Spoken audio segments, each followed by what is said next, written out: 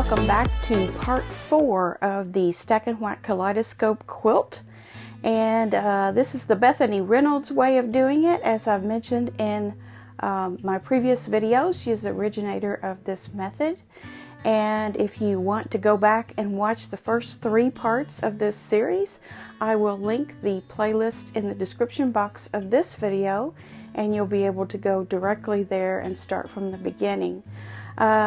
As you've noticed, if you have been watching the series, I've been using this tropical bird fabric here, and I've picked my coordinating fabrics that's going to pull together all of my kaleidoscope blocks that I've made. So I have a ruby star pink with a tiny white dot, a Moda grunge that has a little bit of green in it, and then my original fabric, and then also another coordinating fabric called Jungle Birdie, and it has feathers on it, and it's really going to bring out the golds and reds in these birds. So I will get to cutting some of this fabric up and show you how we're going to make some companion blocks to these that will also be in this kaleidoscope form, but instead of using triangles, we're going to use diamonds. Now I have prepared the companion fabrics for the star and the hexagon blocks. The pink is for the hexagon and star blocks, and the white, the grunge that has a little bit of green in it, this is for the inside of the star blocks, and then the yellow diamonds are for the outer ring of the star blocks. The first thing I want to show you though is preparing these diamonds in the preferred order that you want them in, the preferred design.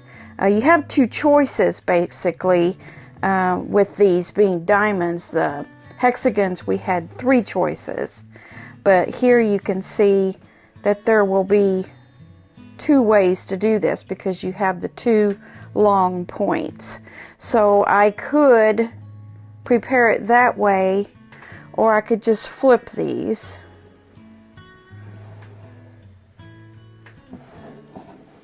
And if I like that better, then I could choose that. That's not right. This is the way it goes. See how those trip me up?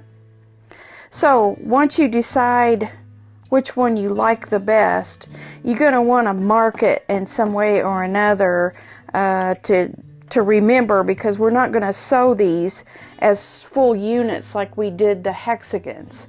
There's going to be another way, much easier to do this without having to do these jagged seams. So if this is the preferred way that I want to have it, then I want to go ahead and mark the inner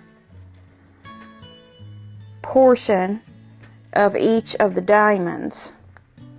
And that way when I'm picking up these fabrics, I'm going to sew the correct area of the diamond to the other pieces. So putting a pin in here facing towards the center will help me to do that. So there's one. So I can lay that aside now. If I wanted to go ahead and group up several, I could go ahead and do these.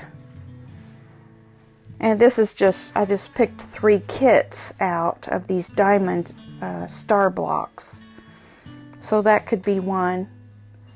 And you can see how it looks much different than this one.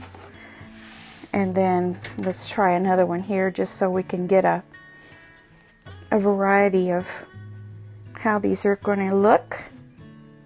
So much fun to play with these.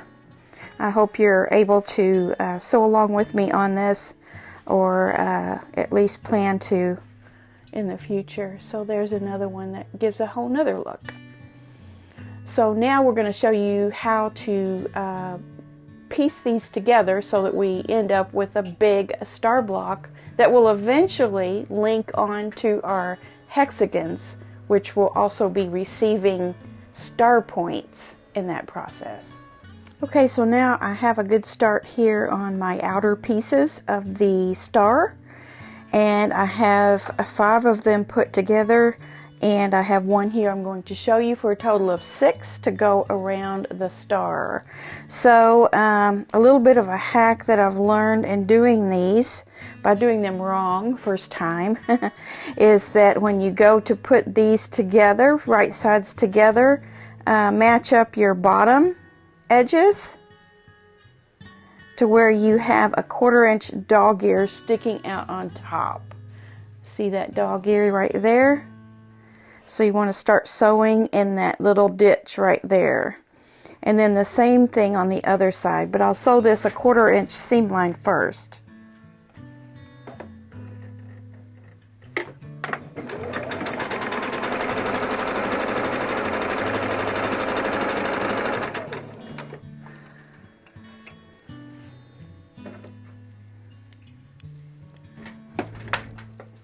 Okay, so that makes our edges even right here where we've sewn. It did leave a little dog ear, and you can clip that off if you want while you're at it.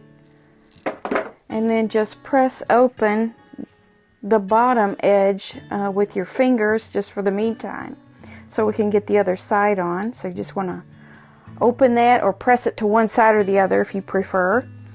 And then our other side, the same thing. We're going to leave a 1/4 inch of a dog ear on the top of this, and you can see here where I've left that. Hopefully you can see that right here. So that will make it come out to a point here on the bottom, and then another little dog ear to trim off. So I'm going to press this down, or rather sew it down, and I'll show you.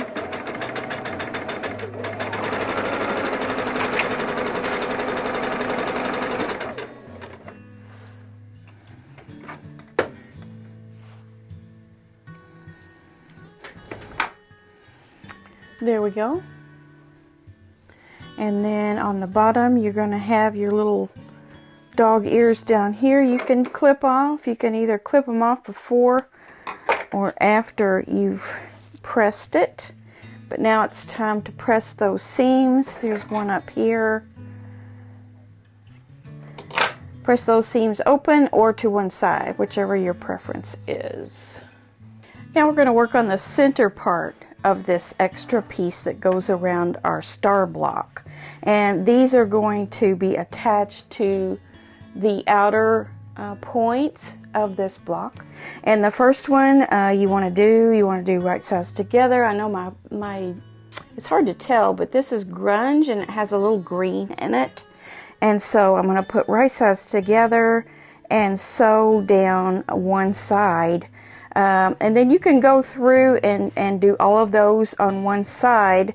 To start out with, you'll line up your point, but when you go through and do your second piece, this one over here, you'll start down here and come up with it. So I'll show you that, and I will sit and sew these together and be right back. Now I have all of these on, and I'm getting ready to do the other side. So what I want to do is match up with where my seams join down here. That same little dog ear, I want to lay this one right over top of it, and that will leave a little tiny dog ear on this end. So just important to make sure you match those up down there so that you won't have a gap on the other end. So I'm going to go ahead and finish these all the way around the star.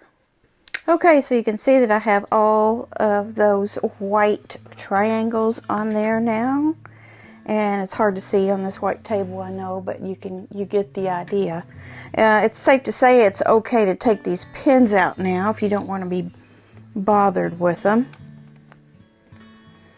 And then the next step is really easy. All we're going to do is sew these on to each one of these.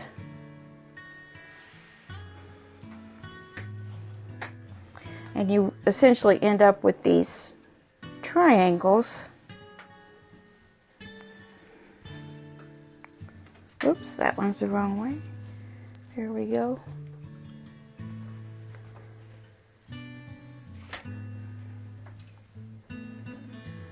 So we'll go through and sew all these together.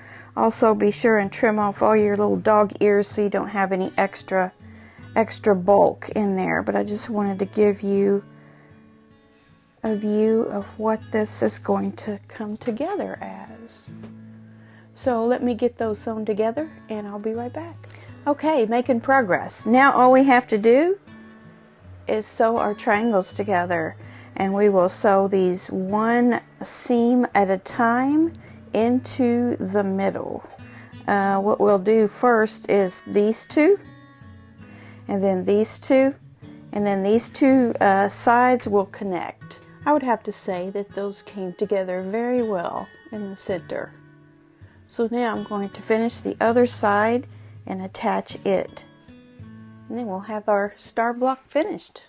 Okay, so here's our star block all put together. This is the completed star block that goes on this Stack and Whack Kaleidoscope quilt. And I just kind of wanted to show you a little bit more about how in the world this thing is going to go together using the kaleidoscopes that we made, the hexagons. You're going to see with adding these star points in, eventually you will get another star from our hexagon.